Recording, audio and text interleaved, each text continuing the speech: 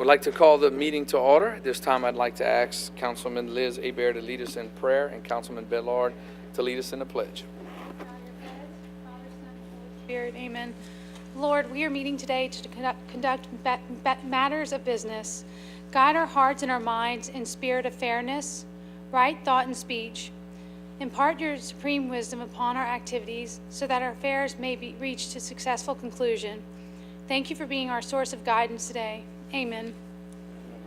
I pledge allegiance To the flag of the United States of America and to the republic for which it stands, one nation, under God, indivisible, with liberty and justice for all. Thank you, Councilman Hebert. Thank you, Councilman Bellard. Appreciate it. Hope everyone had a great day. Weather was definitely beautiful. I'd like to get the meeting started right here. I have a few announcements to make. We welcome you to the City Parish Council meeting. We, as your representatives in the Lafayette Consolidated Government, welcome your involvement and encourage your participation. This meeting is a public hearing. If you wish to address the council on any item on this agenda, we ask that you please fill out the request form in the foyer on the computer that is provided. The electronic request to address the council form must be filled out and submitted prior to the call of the agenda item, or you will not be given an opportunity to speak. If assistance is needed with submitting this request, staff is available to help you. In the event a speaker has completed their comments prior to the expiration of their allotted 5 minutes, any remaining time at that point shall be forfeited, which means you have a full 5 minutes. If everything is complete, answered prior to the 5 minutes, then at that point, if everything has been taken care of, we move the meeting forward and we move on to the next speaker. If you have materials you wish to submit to the council, please give those to Council Clerk Ms. Veronica Williams, who is seated to my left, your right, in the middle. In an effort to allow everyone an opportunity to be heard, the 5-minute rule will be in effect. Speakers shall refrain from debating, personal attacks, and from making confrontational or derogatory comments. I'm requesting that the first row to my left be used for media only. And lastly, food and drinks are not allowed in this auditorium, and we ask that all cell phones and electronic devices be silenced from this point forward. I'm also requesting that anyone who approaches the council, please, before you start speaking, please state your name and title for the official record. Meeting procedures here this evening are by resolution and not by Robert's Rules of Order. Documents, including tonight's agenda, the ordinances, resolution, and minutes related to this meeting are posted online at LafayetteLA.gov, or you may please refer to the web address on the top of the agenda form. The council encourages your involvement and participation by volunteering for boards and commissions. If you are interested in finding out which board suits your interests, please call us at 291-8800, or you may pick up a pamphlet at the door. Going on to chair announcements, I'd like to wish Mr. Terry Huval, Utilities Director of LUS, a happy birthday. He will be celebrating his birthday on March 24th. Happy birthday, Mr. Terry. Also would like to wish my son, who just turned 7 today, March the 20th, a happy birthday. He's at home wondering if we're going to get out in time to go eat dinner. So if you want to turn in your blue cards and wait till another meeting, that would be great. No, I'm just joking. All right, I have a proclamation to read right here. They are not able to attend, but they will come by and pick it up. But I thought it was a very great thing to read and very thing to be proud of, and they should be proud of. Proclamation reads here, whereas March 29th, 1948, Billy Dejean and Frances V. Pappy Landry united in marriage at the All Saints Church in Houston, Texas. And whereas they began their family and had a total of 7 children, of which they loved dearly. And whereas Francis V., or as he is known, F.V. Pappy Landry, served 3 terms on the Lafayette City Council as the representative of District 1 and is a retired Southern Pacific Railroad rules and training officer. And whereas Billy spent time as a loving housewife and caring mother as she nurtured her growing family. During this time, she served as a regent for the Catholic daughters, and whereas they are the proud grandparents of 11 grandchildren, 9 great-grandchildren, 5 step-grandchildren, and 2 step-great-grandchildren. It's a lot to read. And whereas the Landrys live the majority of their lives in Lafayette, Louisiana, but have made Milton, Louisiana their home. Now therefore, I, Kevin Knockham of the Lafayette City Parish Council of Lafayette's Consolidated Government, do hereby congratulate Mr. and Mrs. F.V. Pappy Landry for 70 years of marriage on this Thursday, March 29th, 2018.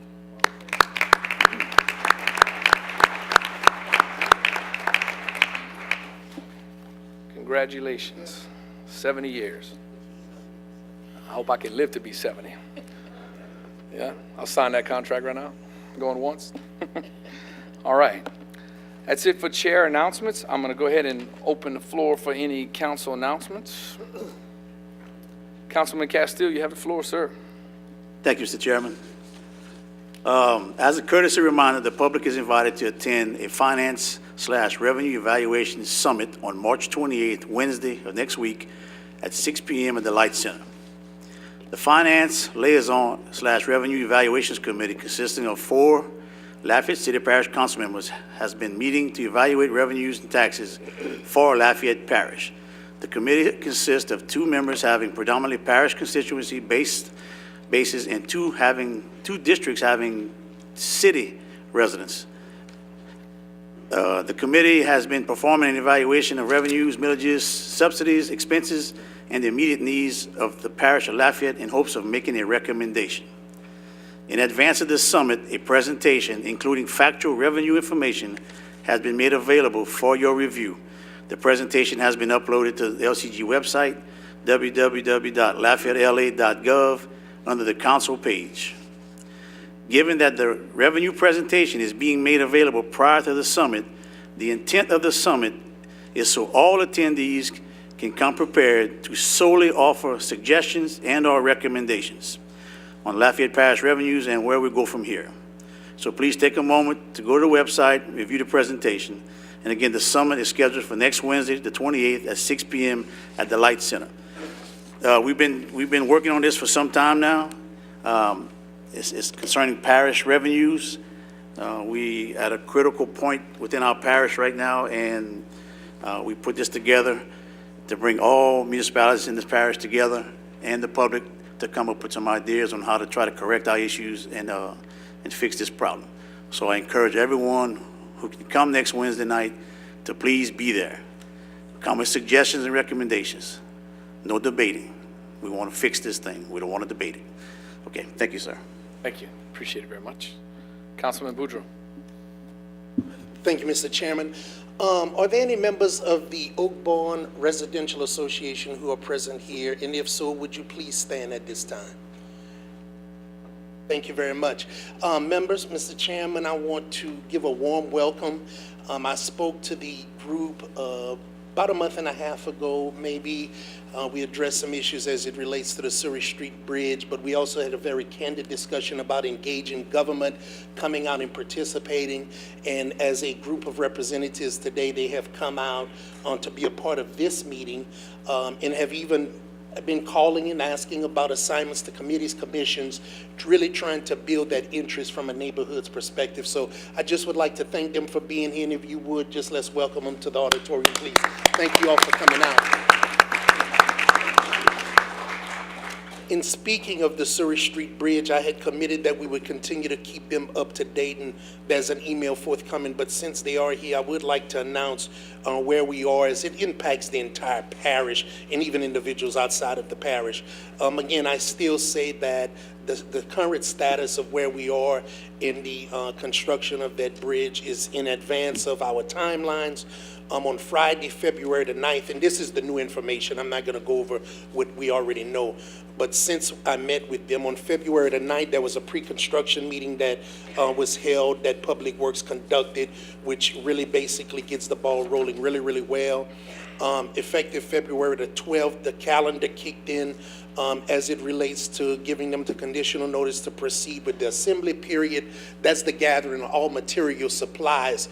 Everything that's needed to do the actual project It's not something you run back and forth to Lowe's and get as you go through it. So in this status of a project, and there's a couple of weeks remaining on that, in professional services on March the 5th, we actually engaged an environmental testing firm to mitigate the lead abatement as it relates to the bridge structure that's in place. Of course, we got some environmental issues we have to address as well. So to those residents who are here specifically from that area, but to all of Lafayette, the project is moving forward. Most people say, well, we don't see anybody out there, but the project is moving forward. We look to have bodies in the water because remember, they're going to be working from a barge. They're going to have bodies in the water hopefully by the second week of April, where you'll get to actually see some activity. So our timelines are being met. We're going to continue to monitor it. You have an email forthcoming, but of course at any time if you have questions, just give us a call. And again, thank you all for being here. Thank you, Mr. Chairman. That's all I have. Thank you. Got me scared when you said bodies in the water for a little bit. They're working from a boat. Right, exactly. So it's a very labor-intense type project. Absolutely. Thank you so much, Mr. Boudreaux, for the update, and thank you, residents, for coming out. Appreciate it. All right, moving right along to the Executive Mayor President's Report. At this time, I'd like to recognize Mr. Lowell Douillon, who is our CNO, no, that's church CAO, right? Okay, I'm sorry, medical field. I know you're not a chief nursing officer, but it's close. Joel will be out. He's planning on being here within the hour. He's driving in from Baton Rouge at a meeting, but he asked me to fill in for him. First thing on the agenda is the Andy Litter poster contest winners announcement. I believe Ms. D, you're going to be coming up.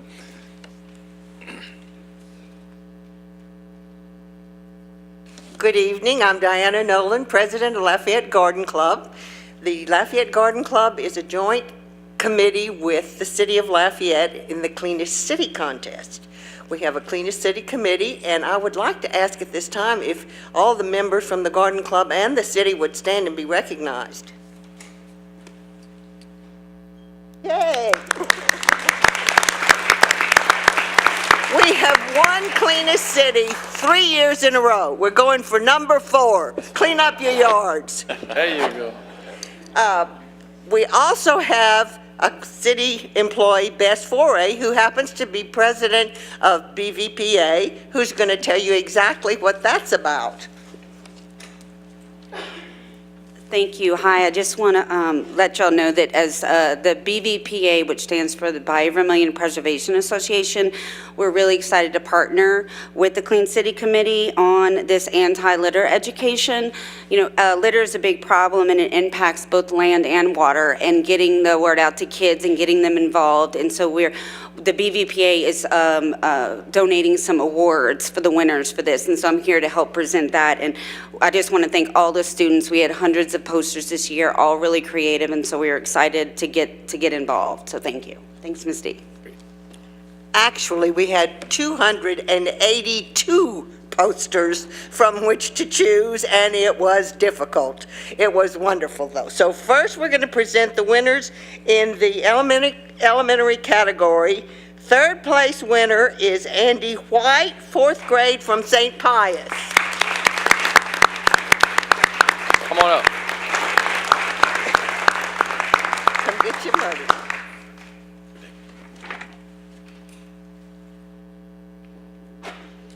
Hold on to your check, honey. Hold on to the money. Oh, yeah.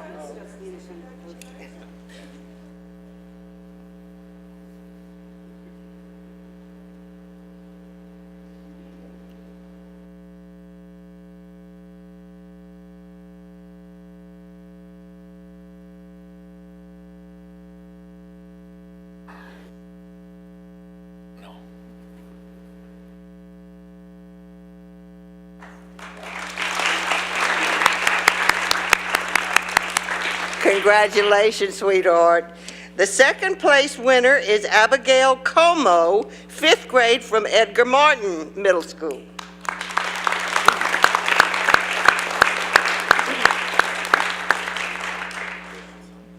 Yeah, go back over there.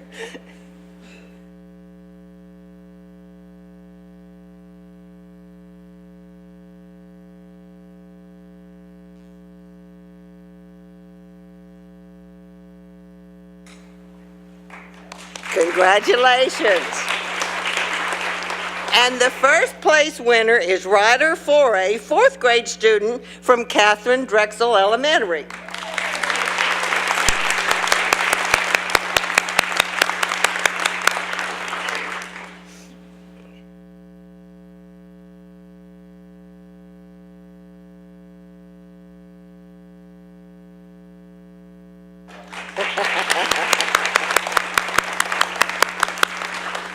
And the middle school winners are, third place is Levi Abair from the 6th grade at David Thibodeau STEM Academy.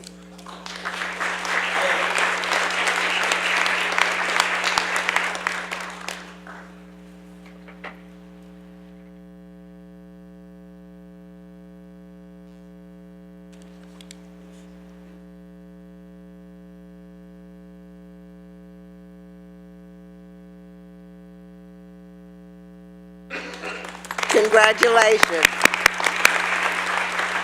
The second place winner is Moksher Kanda, 6th grade student from STEM Academy.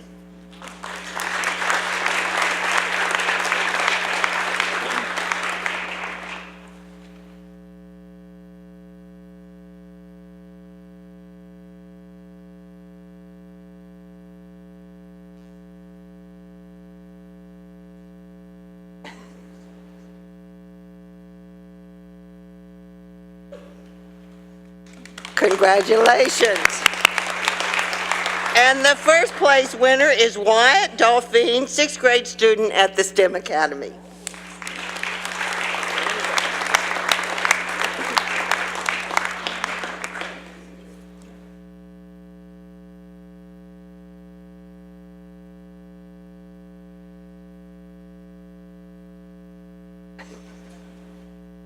Wonderful poster.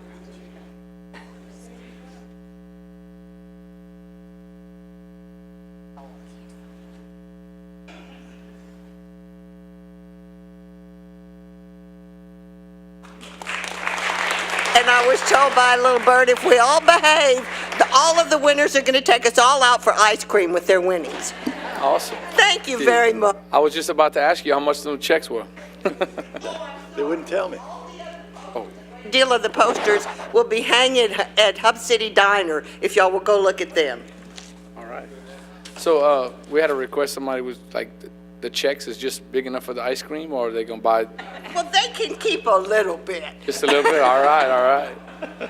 Congratulations, students. Good job. Mr. Lowe, you Yeah. still got some more? Thank you, Mr. Chair. Second item on the agenda is a Women's History Month proclamation that I'd like to read on behalf of Joel Robideau.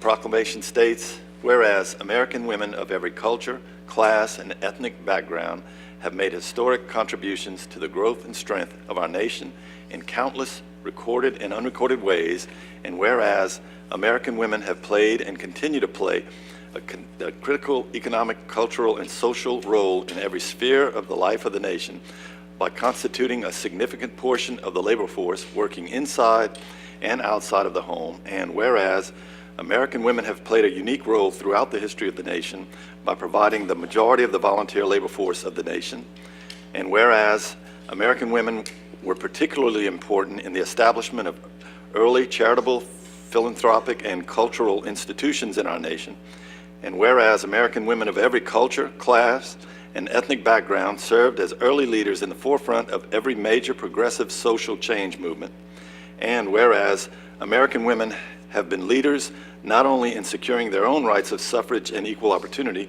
but also in the abolitionist movement, the emancipation movement, the industrial labor movement, the civil rights movement, and other movements, especially the peace movement, which create a more fair and just society for all.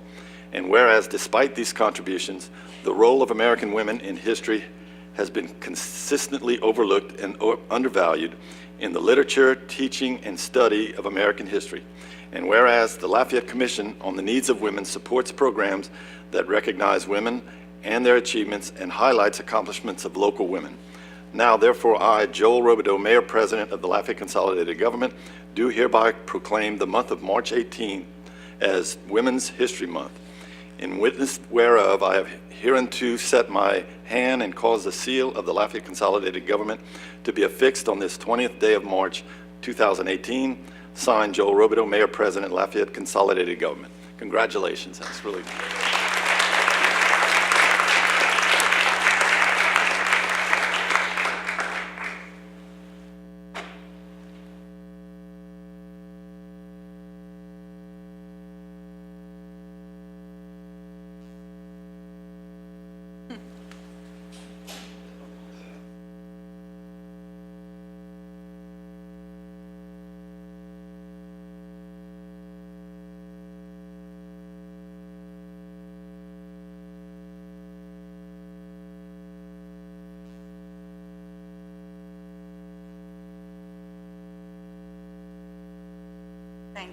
Thank you.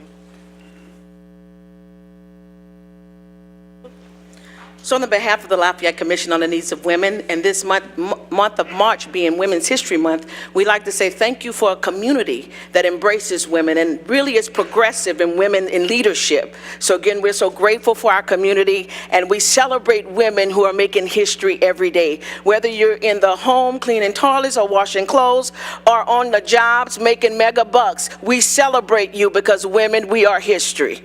Thank you.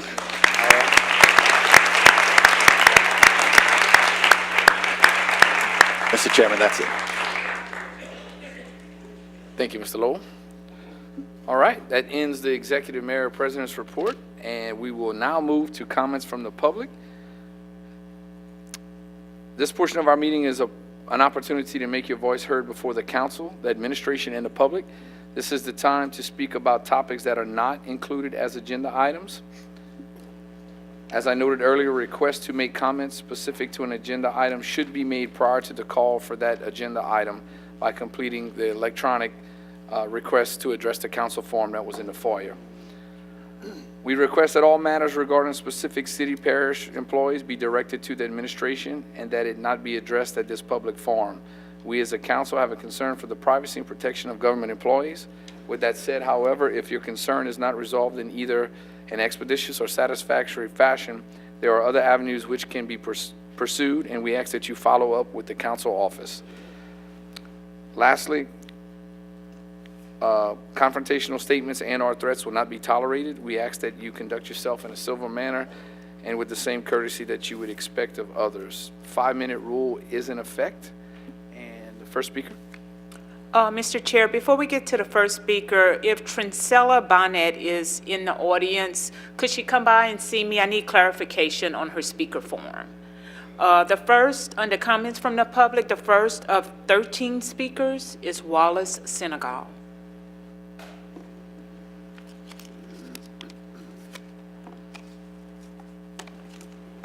Good evening. Wallace Senegal, concerned citizen and citizen of Lafayette in District 3. Councilman Patrick Lewis is my representative.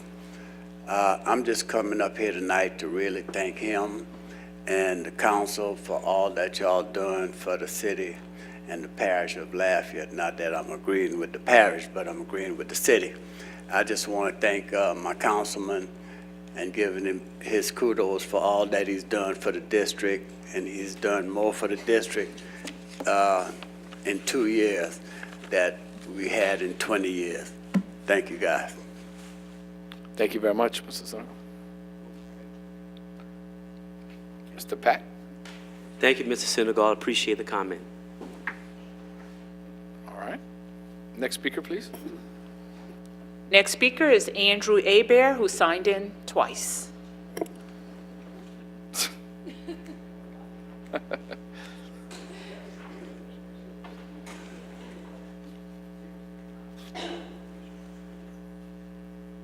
Am I on?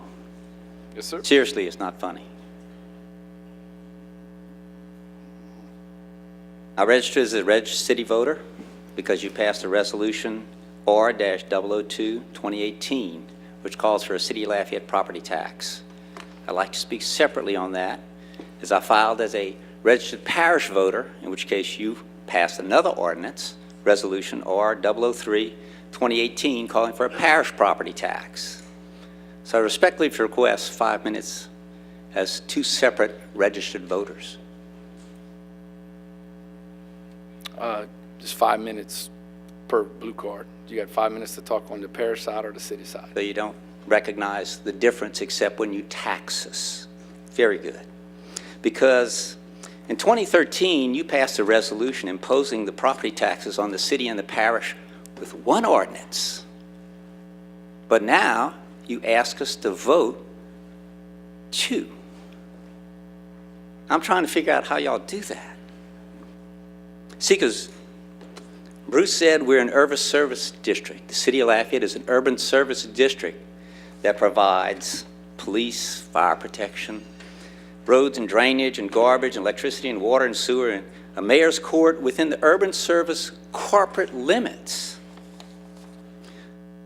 So interesting that the urban service districts get the same services they provide, like the city of Carencro, the city of Scott, Dusson, Youngsville, and Broussard.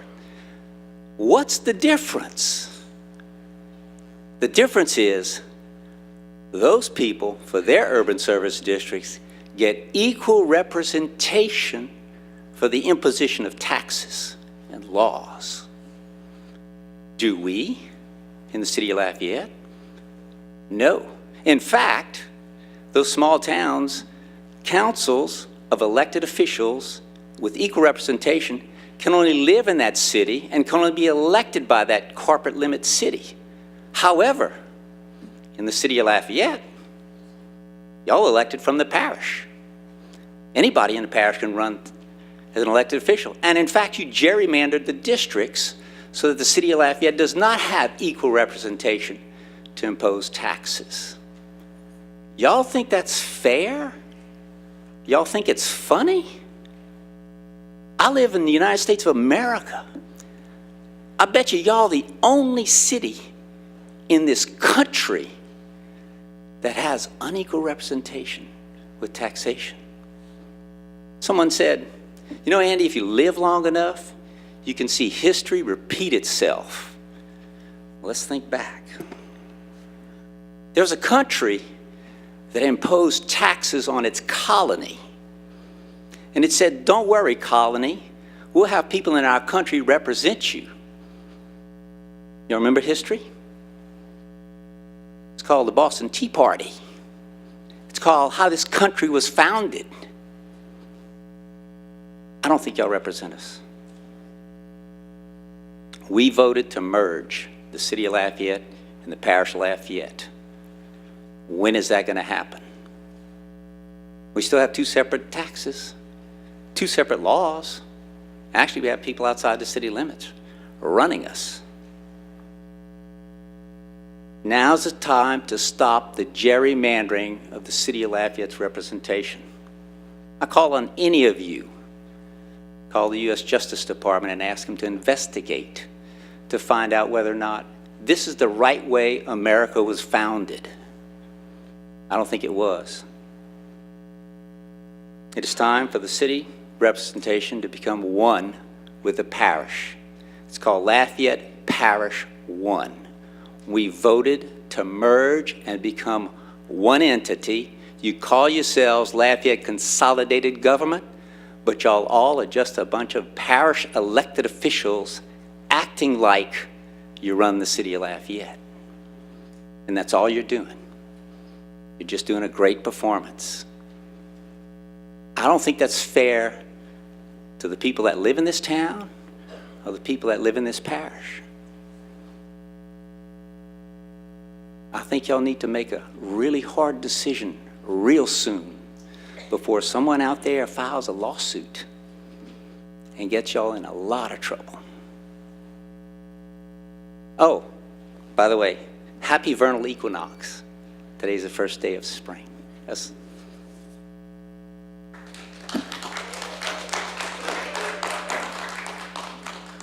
Councilman Terrio. Could you include Mr. Escott, please?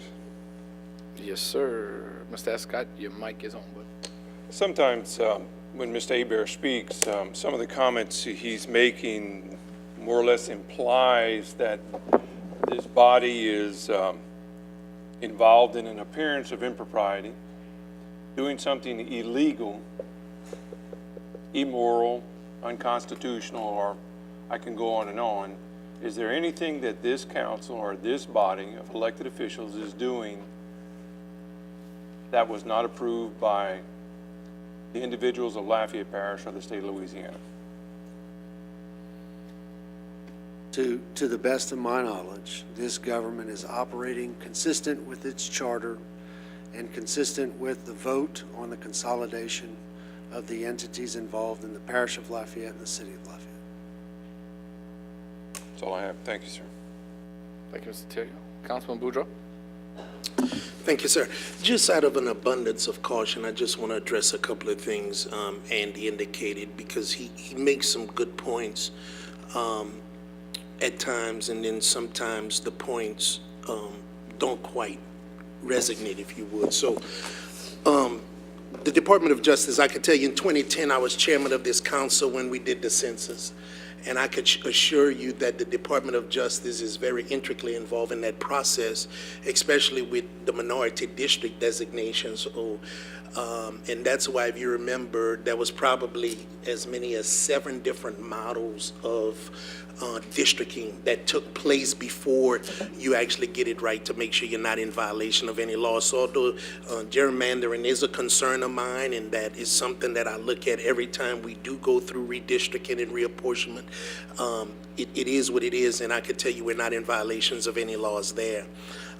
Being labeled as a parish council member, actually, I kind of take that as a compliment, because I get calls from outside of my district all the time. And I think that if you do sit on this body, it behooves you to be responsive to all the citizens of the city in the parish.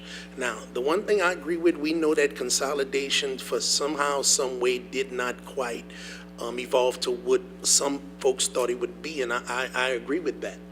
And I think there's a majority on this council who would be willing to give the cities autonomy. We made a lot of progress. I don't think there's a snowball chance in hell of getting Scott, Broussard, Dusson, Karen Crow to consolidate with one. So this is not the body to be talking to. They have been able to maintain their mayor, their councils, their chiefs in their municipalities, and they're going to stay that way. And they fought it at the state legislature, therefore they got what they wanted. The city of Lafayette was the good guy in the game, gave up a lot of stuff that I don't know we could get back. But I think there's a majority who would be willing to give the city of Lafayette its autonomy. There was talk about having a mayor and having a council. That's going to cost some money, which is in direct conflict with the most vocal people in America today, and that is shrink government, small government. So to come here and talk about it, we could talk about it till the cows come home. But when you're going to see the dollar amount that it takes to take this 9-member body, identify 5 and call them a city council, to take that mayor-president seat and split him and call him a mayor at sometimes and a president at sometimes, the dollar that's going to come with that, then it's going to be a resistance. That's why we're in the situation we're in today. Not because no one does not recognize the need to do some things, but I could tell you that I'm going to speak for District 4. My constituents are well represented in the city of Lafayette, which is to the tune of about 98% of the population. As long as I'm here, they're going to be well represented. The fact that I sit with members who expand closer to the parish boundary, that doesn't take away my ability to represent my constituency. So, you know, when we use these mics and we make comments and we take positions, that's fine. Everybody has the right to do so. I certainly advocate for a person's ability to speak freely, but it's important that we remain accurate. We get out good information, because the unfortunate thing is some people hear one thing and that's it, and they're running with it. But the situation that we're in today, it's not perfect. It needs to be fixed. It has been worked upon, but this is what we have today, and the law requires us to make it happen with what we have today. So just wanted to add that. Thank you very much, Mr. Chairman, for that time. Thank you, Mr. Boudreaux. Councilman Cone. And I would add to the conversation, especially in terms of defining terms that have been used. in 1992, when the current city-parish charter was approved by the voters, never was it mentioned that there would be a merger of governments in Lafayette Parish, because the city of Lafayette and the unincorporated area of Lafayette Parish were the two entities that would be considered part of consolidated government. Where consolidation came into play, and if you read the charter very carefully, it says that we shall have a consolidation of functions. And that's what we have today. That was the primary and major benefit of having consolidated government. In Lafayette Parish, you have 7 autonomous governing bodies: the Parish of Lafayette, the City of Lafayette, Broussard, Carencro, Dusson, Youngsville, and Scott. Just wanted to make that point very clear. Thank you. Okay. Thank you, Mr. Cohn. Next speaker, please. Melanie Roy.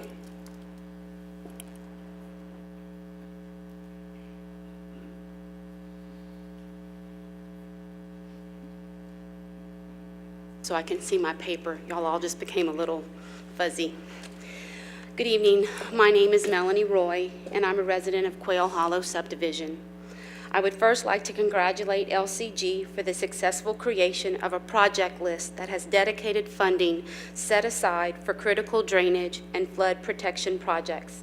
And I also thank you for enrolling Lafayette into the Great American Rain Barrel Community Program. Tonight, I would like to know where LCG finds themselves on that project list. What has been started, what has been put out to bid, how much money has been spent. I know these questions in this forum will not receive answers, but hopefully it will draw attention to the need for this information sharing. Mayor President Robideau mentioned a possible public dashboard for quick access for progress on projects in his press conference back in early February.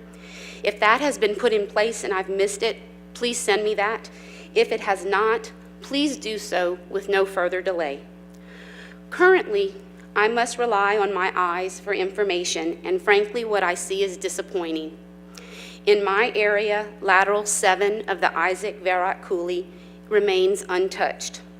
The loads of dirt that were brought to the south side of those retention ponds back in December are now merely small mounds of grass because they have never been touched since the day they were delivered. Their purpose is still a mystery. What my eyes do see, however, is the Park Lafayette development continuing to grow while putting my neighborhood in jeopardy.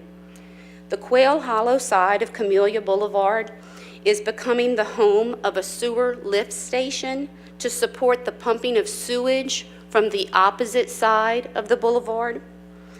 First, we became home to their retention ponds. They have inadequate depth and/or banks. There has been no buy-in to change those to detention ponds, and I've even been told that the water that is held in those ponds is trivial in a flooding event. Now we're getting their sewer lift station, described to me as only a very small development, one that is not required to utilize the new drainage regulations. Concerned and confused. Any amount of cement poured decreases the amount of porous ground, thus increasing the runoff into the retention ponds that drain into the Isaac Verrat Coulee. And when it overflows at banks, it comes directly down our neighborhood street. You see, we flood from both the front and the backyards. We have a plan for drainage relief. Mayor President said it would take upwards of 12 months, if all goes well, to see them through. But we have projects that have potential negative impact on existing flood-prone areas that is visibly moving forward day after day. This is Southwest Louisiana. It rains regularly, and major rain events are occurring more often. I would venture to say that if any of you lived where I do, the passion and urgency for action that I feel would be understood and shared. I extend an opportunity to occupy the abandoned home that still has walls cut up to 4 feet on our street, Cornelius Drive, or either of the 2 homes that are currently for sale. If that doesn't sound appealing, maybe on Lark Drive, the empty house that has yet to put a for sale sign up, or the house that's empty that's now available to be rented. It better suits your family's needs. Please do not forget the devastation of 2016, nor the flooding that just occurred in 2017. Get the positive projects moving. Slow the ones that will increase our risk until relief is apparent. And please communicate with your constituents what is going on. I was formally notified by the assessor's office on February 27th that my property tax values will be returning to the reassessment value as of January 1, 2015. It seems to me they're under the impression that something has changed. Perhaps they have taken a plan and mistaken it for action. I was beginning to have hope in the beginning of the year, but I don't really have much left. I'm asking you to help me. I challenge this council and I challenge the LCG administration to better communicate project status with the taxpayers and hold the Public Works Department accountable to work efficiently. I want to see visible progress on these drainage projects that are long overdue. Thank you for helping us and making things better. Thank you very much.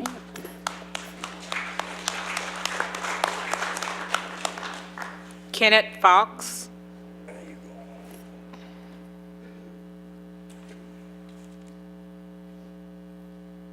Good evening. My name is Kenneth Fox. Mr. Patrick Lewis is my representative in District 3. I'm here today before the councilman about some debris that was supposedly picked up on my property.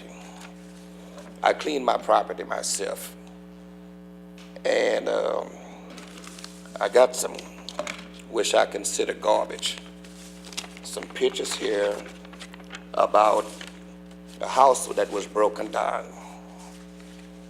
And I was told that I left some debris on the property. But where the house was, it's clear. I was told that they cut the grass, they trimmed trees, limbs, and they did all of that in December, excuse me.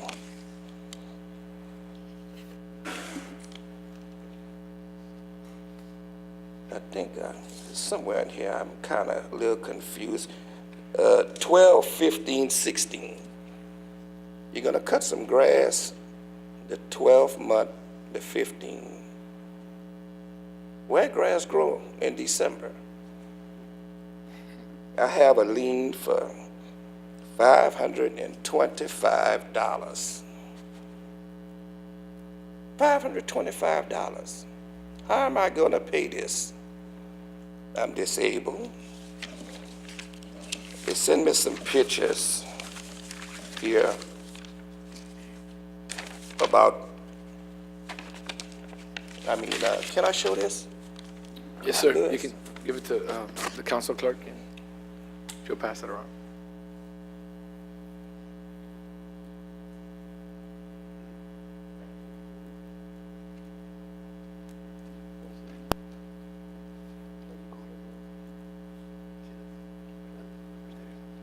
I like the public to see the debris that was picked up.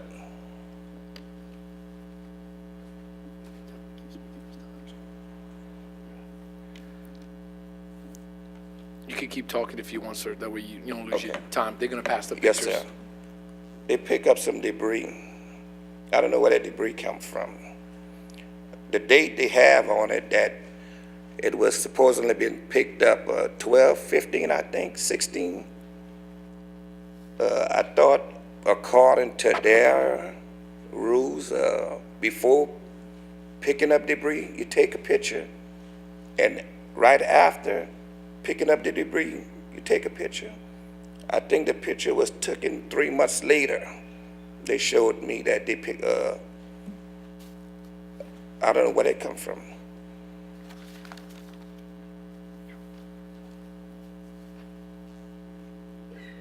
And I'd just like some explanation.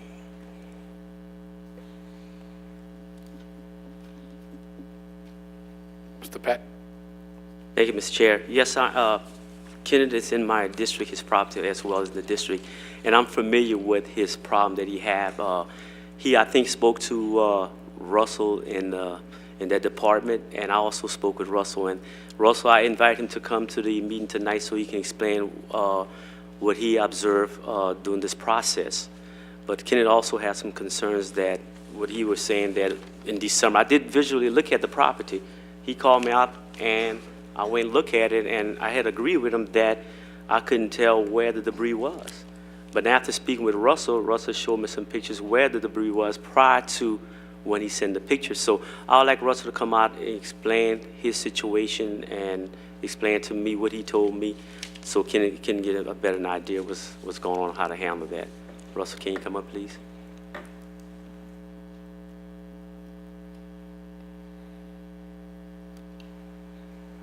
Good evening, Council. Mr. Fox, the property that Mr. Fox is speaking of, we had written a notice of violation for both tall grass and debris on the property. There was debris, there was tall grass. Mr. Fox cut the grass prior to our contractor arriving on the property. There's no charge for the cutting of grass. The entire charge is related to the collection, removal, and disposal of debris related to the demolition of a house that was on that property. That house was involved with our housing department. It was asked to be demolished. Mr. Fox evidently hired someone unscrupulous that took what he wanted, didn't remove all the debris from the property, pushed it to the back corner of that property where it remained hidden under tree limbs, tall grass, etc.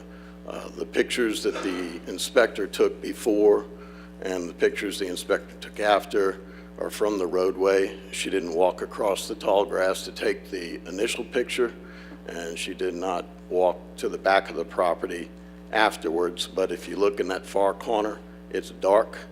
If you look in the after picture, you can see the sunlight. The contractor also took a picture of his dump trailer full of debris on the road right in front of Mr. Fox's property the same day that it was removed.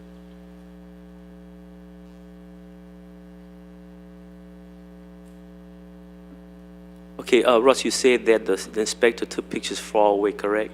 And that's what the pictures that I had noticed on first, but since then you showed me a satellite picture where it had some debris. That is correct. That was they left out.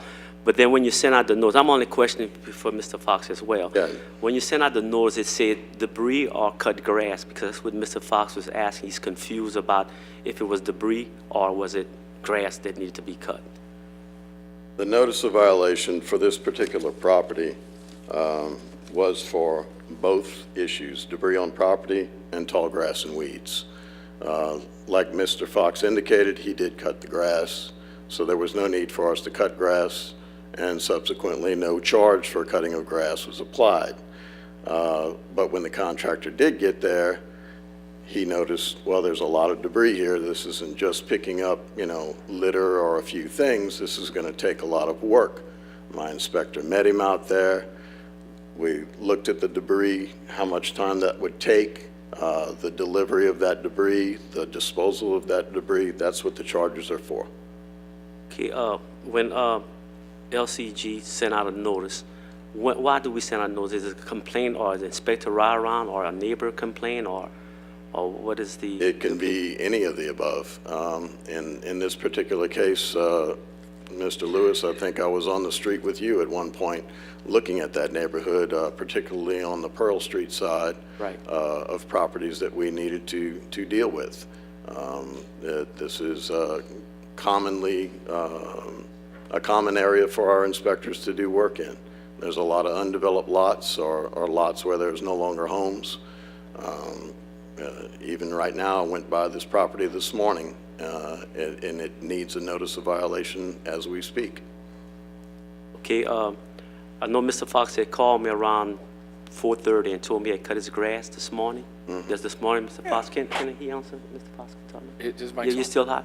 Did you call me about what time, about 4:30, and told me that? Right, right. But I have one question.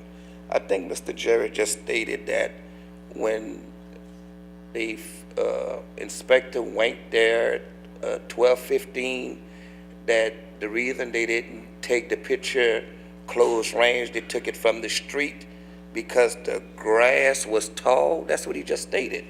And he stated before the grass was cut. Which one is, I don't understand that one. He just stated the grass was too tall. Let me intervene right quick. This is getting outside of the scope of what the 5 minutes Yes, sir. and comments.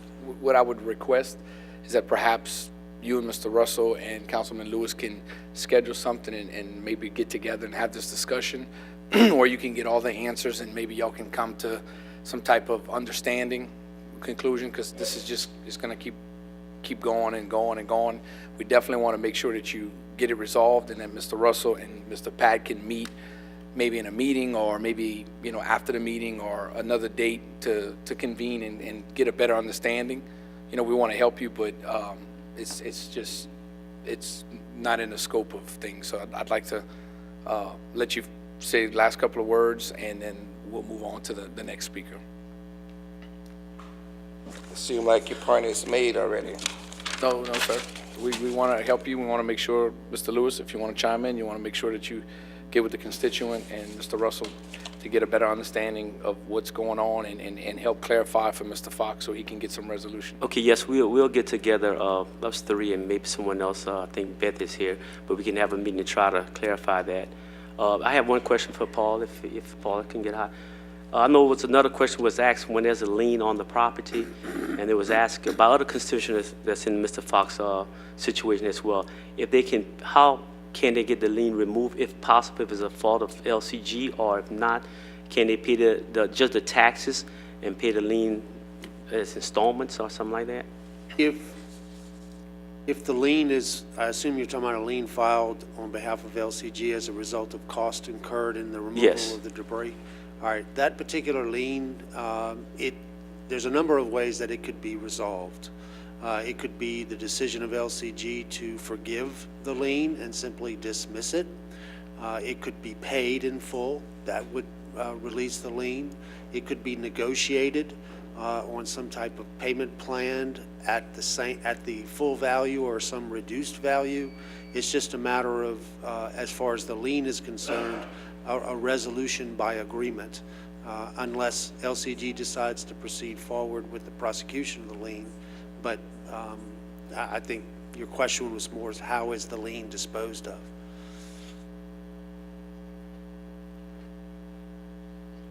Okay, thank you. That answers the question. Okay, thank you.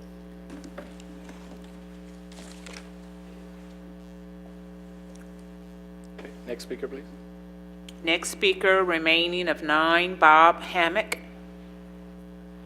Okay. Oh, Mr. Boudreaux. I got your mic on. Paul, I don't like you to be in a position where your opinion becomes questioned. And I would just want Pat and others to be clear. If you have a lien on your property and you attempt to go and pay your property taxes, they will only collect that bottom number. They will not allow you to pay your property taxes if the lien is in question or being contested. So I just didn't want anybody to be misinformed that if you go to pay your taxes, if you got $500 in lien and $20 in taxes, they want $520.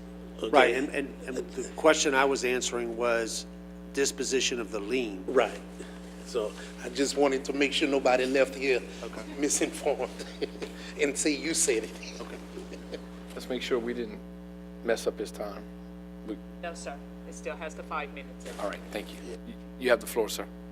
Well, I don't need the whole 5 minutes, but listening to Mr. Fox talk, I was reminded that, and I don't know if you know about this or not, I'm Bob Hammock. I live in Bendel Gardens. Sorry, I'm here to hound you all about flooding a little bit and talk a little bit about a problem with picking up the leaves in our neighborhood.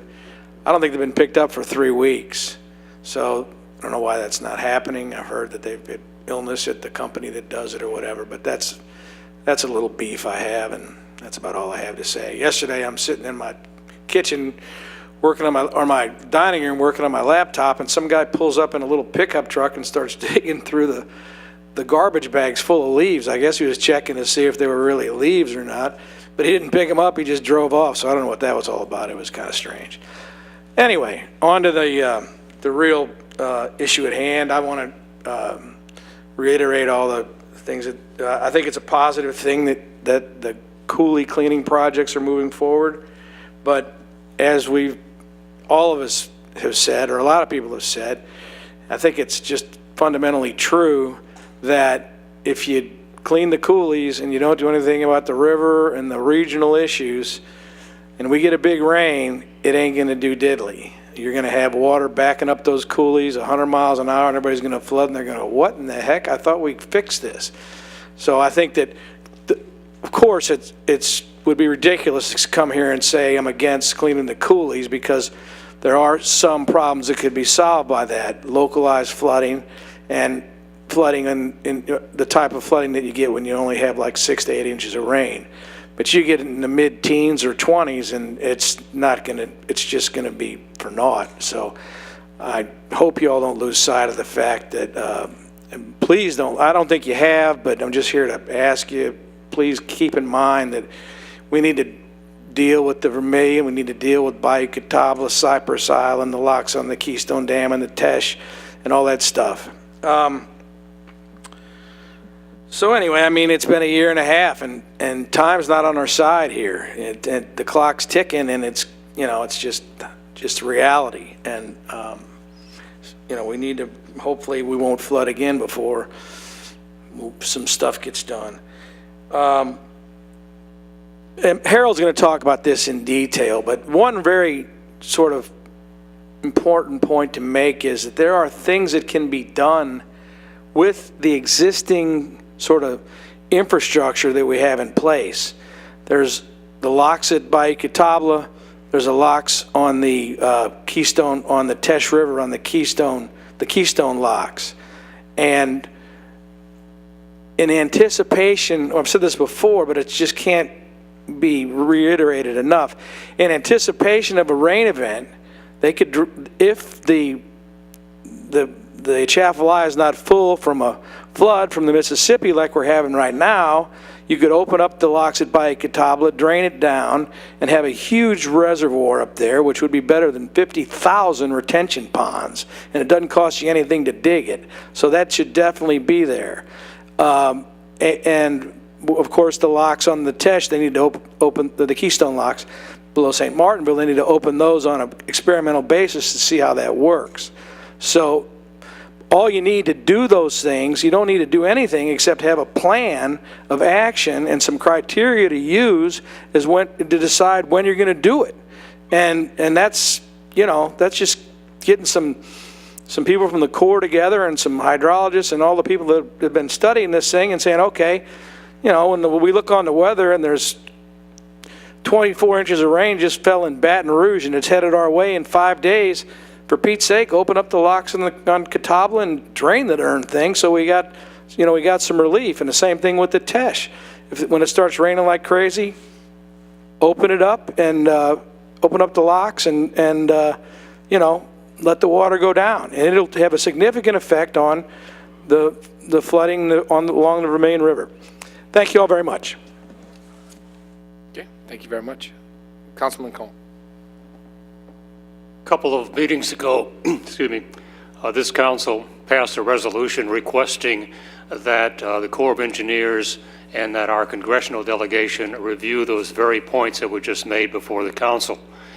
There are certain items in that resolution about which we can do nothing as a parish because they are outside of our political boundaries, and therefore we have no responsibility or opportunity to address.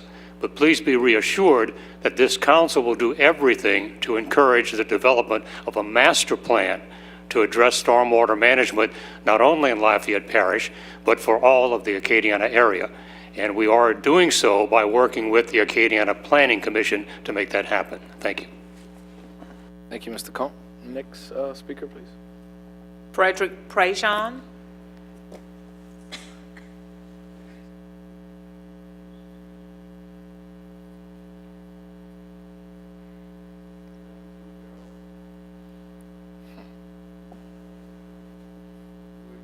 Chairman has approved the second person speaking, utilizing the same 5 minutes. Yes. Thank you, sir. While she's coming up, I would like to introduce a few of our members and supporters who are present with us today. Would you please stand? We are Move the Mindset organization. Thank you. My name's Nell Hahn, and I'm a member of Move the Mindset.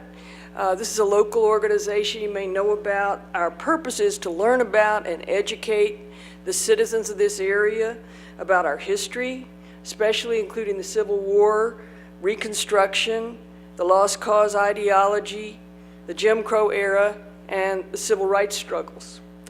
I'm not from here originally. I grew up in Houston, Texas, where I went to public school. But I am a white Southerner, and as such, I can tell you that we have a lot to learn about our history. And I'm here tonight for Move the Mindset to extend an invitation to each member of the council, to the administration, and really to everyone in the room, but especially to y'all, to come to a special presentation that Move the Mindset is sponsoring by Dr. Rick Swanson of the University of Louisiana at Lafayette, about the civil rights history of black people in our area. The presentation will be on April 9th at the Public Library downtown starting at 6 p.m. And it's entitled The History of Black Civil Rights in Lafayette Parish, 1800 to 1970. Dr. Swanson has both a law degree and a PhD, and he's currently the chair of the Political Science Department at UL.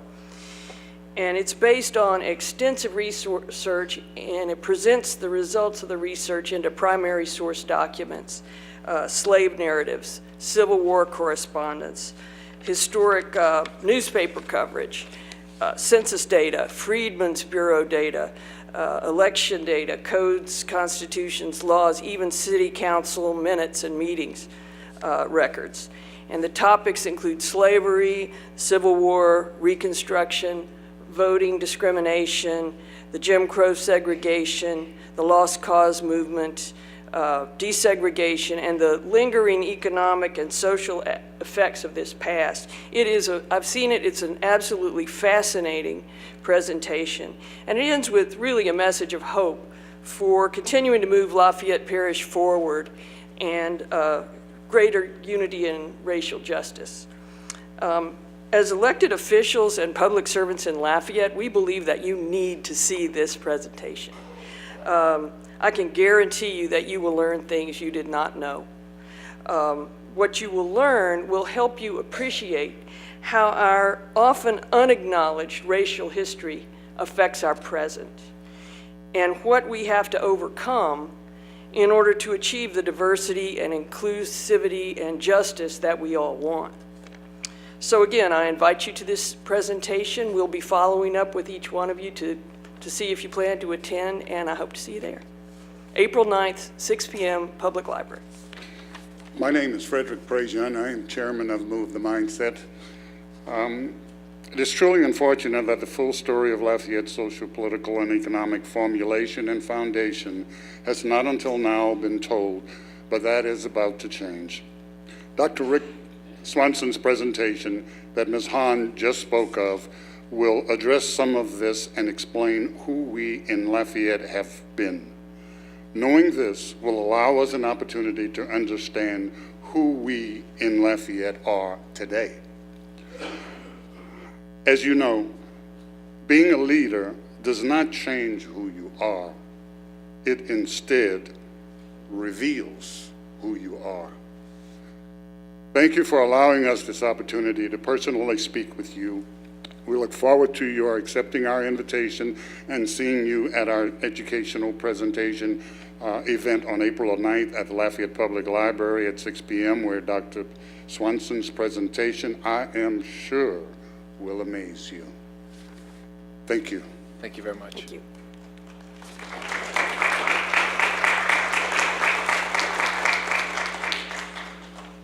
And I will provide you all with copies of their statements. Okay, thank you.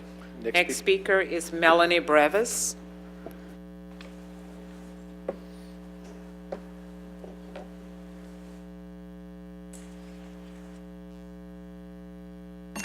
Good evening. My name is Melanie Brevis. I live in District 8 in Broadmoor. And like some others who have spoken tonight, I'm here to keep our flooding crisis in Lafayette Parish front and center. As we know, the 4 main times people have flooded in the past 2 years, in August and December of 2016, and in May and November of 2017, there was little to no warning. No one woke up those mornings thinking they need to sandbag. There wasn't widespread mention of it in the news like you see for hurricane preparation. And that's scary because our next storm and our flooding could also strike without warning. 3 points I'd like to make tonight. One is that continuing to develop in or near areas which have already flooded is a terrible idea. Some of these areas in the past might not have been considered floodplains, but we now know that they do flood, some of them multiple times. So why continue to create less green space and deforest? Why are we exasperating an existing problem? There are plenty of spaces all around town just waiting for redevelopment, and we all see them. They're up and down major thoroughfares or just off of them. There are huge gaps at the Acadiana Mall. The North Side Mall, quite frankly, looks like a ghost town. There were 2 excellent articles recently in the Houston Chronicle to address this matter. And yes, we're Lafayette, we're not Houston, but many of our land's topography is very similar with bayous, creeks, low-lying flat areas. And the first was about not building anymore in floodplains, and not the floodplains as defined by FEMA, but simply areas we know have flooded multiple times. And the second was about preserving and even reclaiming green space through buyouts to homeowners who have flooded multiple times. And I'll send you guys the links to those articles. Like Melanie Roy had mentioned, one of the areas over by Quail Hollow is just surrounded by new development. And quite frankly, that's just going to exacerbate flooding in that area, especially since some of the drainage projects, none of the drainage projects have actually been started yet. My second point I wanted to make is just the cost of flooding to homeowners. Someone I know who had had their house on the market since early last year just got their house under contract, and they had to drop the price $40,000 because of flooding. Someone else I know took a loss of $20,000. And to most people, this is big money. And seeing what current homers are going through will cause future homeowners to think twice before buying here. And that is the reality. We are depressing our real estate market and making Lafayette a less desirable place to live when widespread flooding is costing homeowners. And as I'm sure you all are aware too, we're also the first state to officially have climate refugees. It's costing $48 million just to relocate 100 people from the Isle de Jean Charles. And that's just the first in what people are calling a national experiment. So as our coastlines continue to erode, that's going to make cities like ours, farther inland, that much more vulnerable. And my third point is more of a question. What are you doing to help homeowners who have already flooded and who might flood again? And assuming the drainage work and the coulee cleanings work, that work won't begin until at least this early summer, and we have a tough hurricane season to get through. I applaud the steps you all have already taken. I do. I applaud the stricter development standards, although I'm doubtful they will help alleviate problems existing homes are having, and nor do they function as green spaces. Even green development, which we're not even doing here, I don't believe, goes above and beyond what a forest or natural field accomplishes as far as water retention. I applaud the effort you're making to put together a list of priority draining projects, and I applaud the plans that you have to start working on them. But in the meantime, people are still suffering. I don't know if any of you flooded, and it's, of course, your right not to disclose that information, but I personally know of folks who did, and it's a hellish process to go through just once. So more than once, imagine that, seems unimaginable. Think of how those people feel sitting vulnerable, knowing that nothing else at this point has changed and no significant work other than cleaning a drain here and there has been done since the last flood. So what kind of temporary help can you provide to these people? Pumps, aqua dams, serious efforts with sandbagging? And before you say that this should be the responsibility of the individual homeowner, remember that a lot of these folks are already stretched thin after recovery from multiple floods. So look at those areas and please help those people now. Do something to mitigate those floodwaters, which we know are coming again. Thank you. Thank you very much. Next speaker. Harold Scheffler.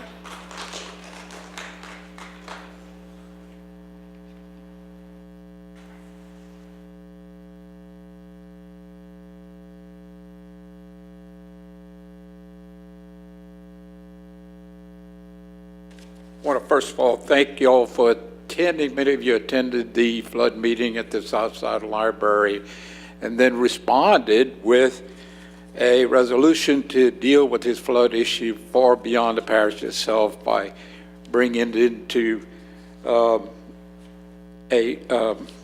resolution, a request from this, I guess, the congressional delegation to deal with the Corps, with the issues that only the Corps can handle.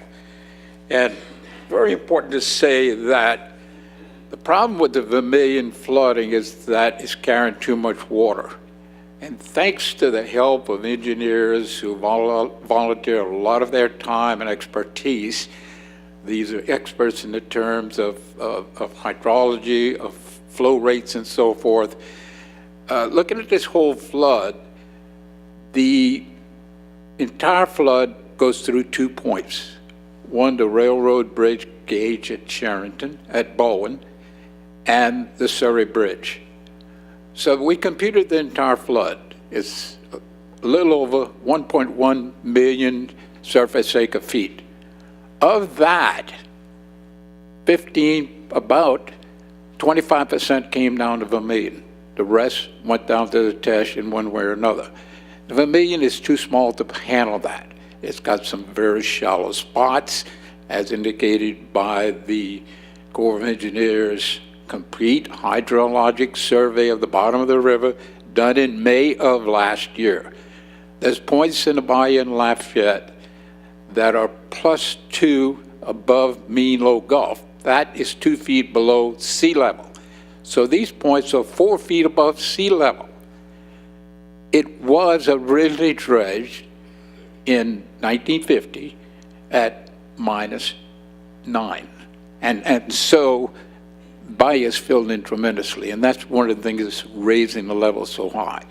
It got so high because the lack of capacity just elevates the dickens out of the water. One of the reasons we think the water flows backwards. But the Lafayette contribution to that flood is very small, and we can measure that by the northward flow of the Surrey Bridge.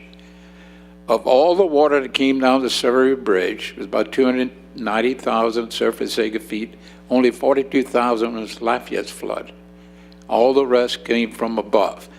And that above means dealing with the fact that we built a levee system in 1935 that essentially blocked the water from Alexandria, Boyce, Louisiana, where our power plant is. All it has to drain not into the Chafly River, but into the Vermilion and the Teche, and those waterways are too small. Now, we have some, Bob Hammock mentioned this, we have some opportunities to deal with this at no cost with existing structures. And the structures that we have are the Darbon structure, the Catawba structure, the Keystone Lock, the Teche Gate right above the Lake Force Point, the Ruth Canal Gate. All these gates we have, but nobody has a plan to operate them. In 1927, the Keystone Lock was opened. And we asked the Corps a few weeks ago, why didn't we open the lock this time? Nobody thought of it. According to our engineers, it would have lowered stages in Lafayette 4 to 6 feet had we opened that gate, which cost $0. So that's important of moving forward with a plan. And I'm here just to inform you, we will be meeting with Congressman Higgins' staff in the morning to ask them to do that. That's a no-cost item, can make an enormous difference in how many homes flood. If you lower the water 4 feet on the Vermilion, of the 3,900 homes that flooded, you would have taken out 3,500 of them. 40% only had a foot or less. This we can fix, and your resolution is contributing to the fix, and we thank you for it. Thank you very much. Michael Walden.